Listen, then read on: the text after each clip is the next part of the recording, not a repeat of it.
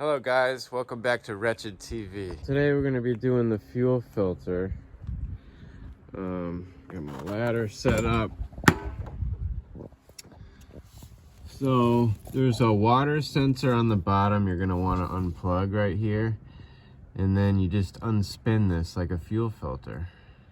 And you might, if it's on there really tight, you might need a filter wrench. So I'm going to skip through this part. It's really simple. So the sensor, you just unplug it right here because you're gonna swap it out. I'll show you.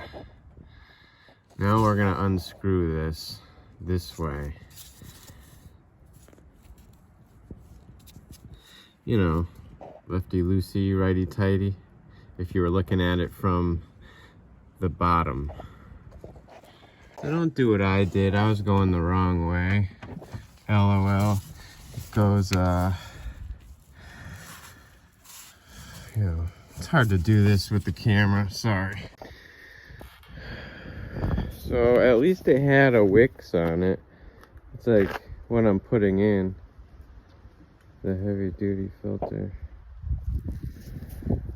So bring it over to some grass.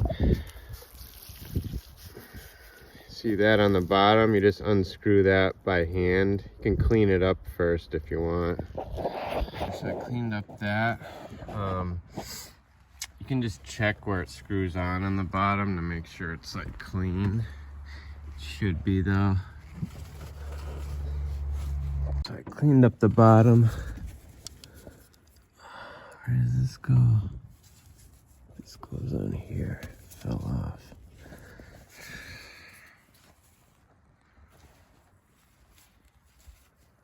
The video, and this line right here was actually not hooked up to anything to begin with. It's a grounded, and I think it would go right here, but it's threaded on like the inside of this boot. So obviously, I'm not sure.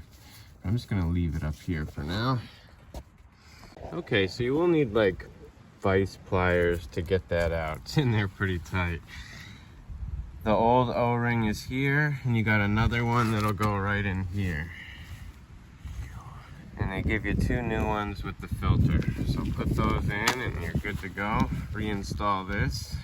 So I hand snug this thing fully tight and then give it one last little snug with the pliers because you don't want that leaking once you get it all in there. Just make sure there's nothing in this thing when you pull it out of the package, but you should be good. It's in a sealed package. Next, you lay the O-ring in here, and then we're gonna reinstall it, and then plug in your filter. Plug in your water sensor plug. So again, hand tight, and then snug it up with the wrench if you want, just to ensure that it doesn't leak on you. And then we're gonna plug back in that wire. I think on my last trucks, I always had those unplugged, the water sensors anyway. Now that's finished, you're gonna wanna prime this thing. You're gonna wanna push down on it until it gets firm. This is basically bringing the fuel to the front of the truck.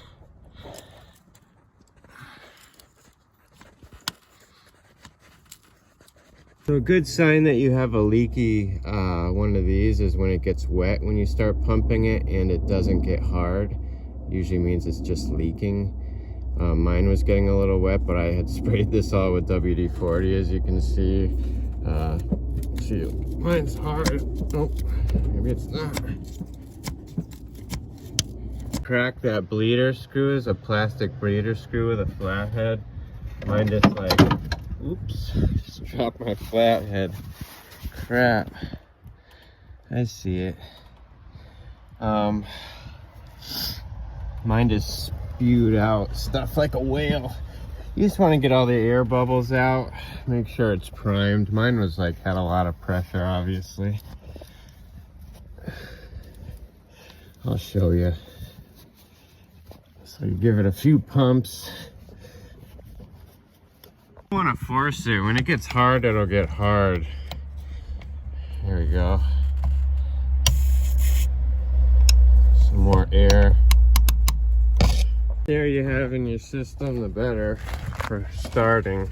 I mean, obviously it would probably start the way it is and just be a little rough. We've all been there, right?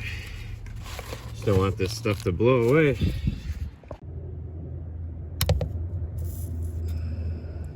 Or air. And if you don't get all the air out, the truck might not start. Here we go.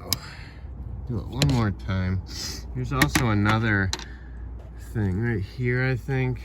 There's a valve, you push it in and the fluid will come flying out. We should be good now. Check it one more time. Ooh.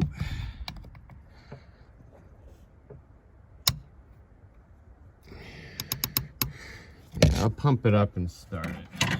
And get the key, throw this away, wash my hands. These pictures, I'm like, man, put me on quick. Stalled out. Yeah, I checked. There's straight fuel coming out of there now.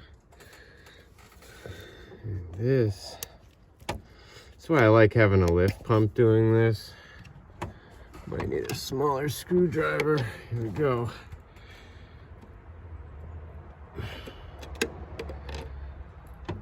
Yeah, I need a smaller one. This is like the next port closest to the motor.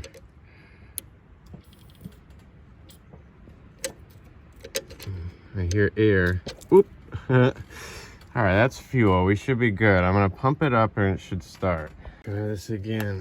Let's see if it works.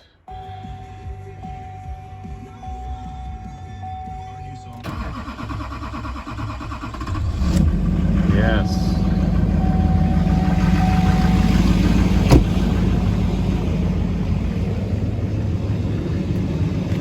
So quiet. I can't wait till the exhaust comes in. Let's see, I ordered like the nicest exhaust for this.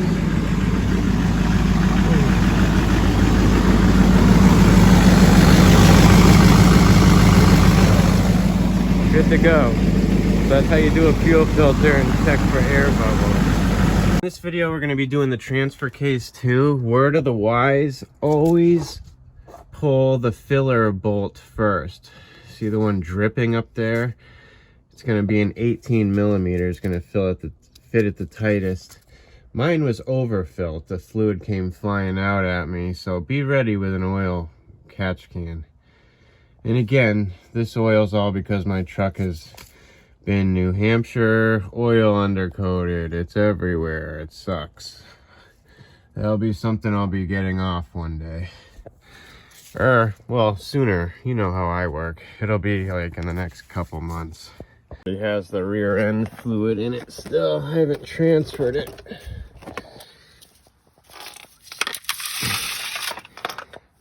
And the bottom one, you're going to have to get out with an 18 millimeter. It's right there. 18 millimeter open end. Because the socket won't really fit in between that cross member. I'll save you the trouble of watching this. So while that's draining, it's pretty dark.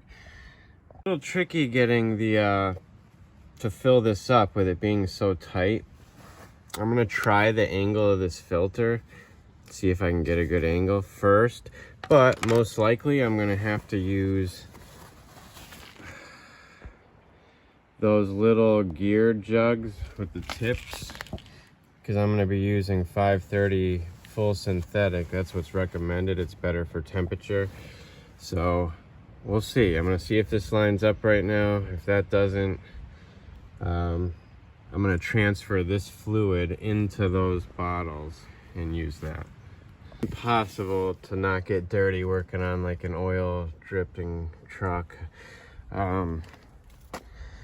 These are designated to my work pants now. My second pair, because I can't find my first pair from yesterday, but this is my designated top. But yeah, the funnel's a little bit weird angle, so I'm gonna transfer it into one of these bottles. Use a new tip, and you're gonna want to cut it close to this first mark here, so it's the thinnest. It gets the best angle to go in. It'll take longer to put in your truck, but it'll be the easiest and less spillage going on. This one I cut kind of short because I wanted it to go in quick. So basically this is what I'm doing. Just do that, fill them up. Watch on the fill thing on the side, I'll turn it. Takes 2 quarts exactly, by the way.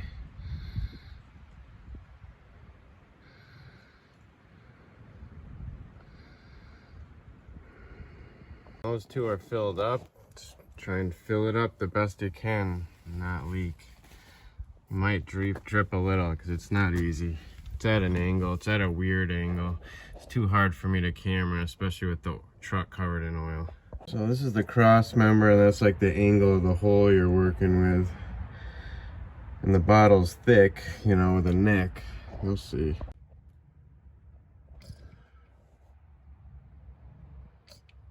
But do the best you can.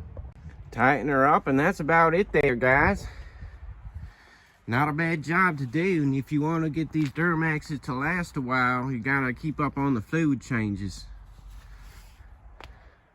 That's all it takes. I mean, you start doing fluid changes on these type of vehicles, and by the end of it, you'll be talking with a southern accent too, you know?